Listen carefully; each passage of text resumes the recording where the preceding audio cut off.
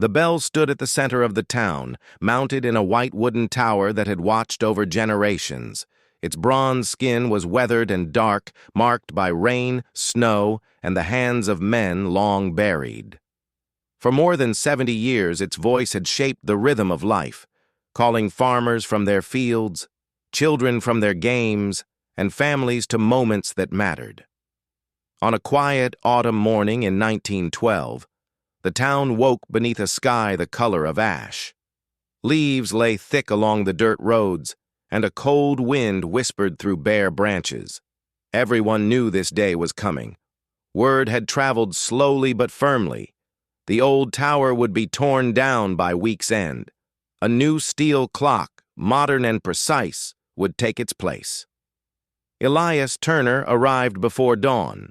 He was an old man now, bent slightly at the shoulders, his hair thin and white as frost. He walked with a cane, polished smooth by time, stopping once to catch his breath as he looked up at the tower. His eyes softened. He had been a boy of 9 when his father first lifted him high enough to pull the rope. The memory still lived in his hands.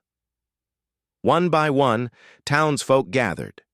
Shopkeepers, mill workers, mothers with shawls wrapped tight, and children who had only ever known the bell as a background sound. No one spoke much. The air felt heavy, as if the town itself was holding its breath. The bell had rung for weddings, its joyful clang echoing across green hills. It had rung for fires, sharp and urgent, sending men running with buckets and prayers. It had rung for war, tolling slow and solemn as young boys marched away in uniforms too big for them. And it had rung for funerals, each measured note sinking into the ground like a final goodbye. Elias stepped inside the tower. The wooden stairs creaked under his weight, just as they always had. Dust floated in thin beams of light as he climbed. When he reached the bell, he placed his palm against its cool surface. It felt solid, honest, alive in its own quiet way. Down below, the town stood still. Elias wrapped his fingers around the rope. For a long moment he did not pull. His mind wandered through years long past. His mother standing in a doorway, wiping her hands on her apron. His father's voice calling him home at dusk. The day his wife had smiled at him beneath falling petals as the bell rang overhead. Then gently he pulled. The sound rose deep and full, rolling outward like a wave across the land. It filled the streets, the fields, and the hearts of those who listened. Some closed their eyes. Some wiped away tears they did not try to hide. Children stopped fidgeting, sensing, perhaps for the first time, that they were part of something older than themselves.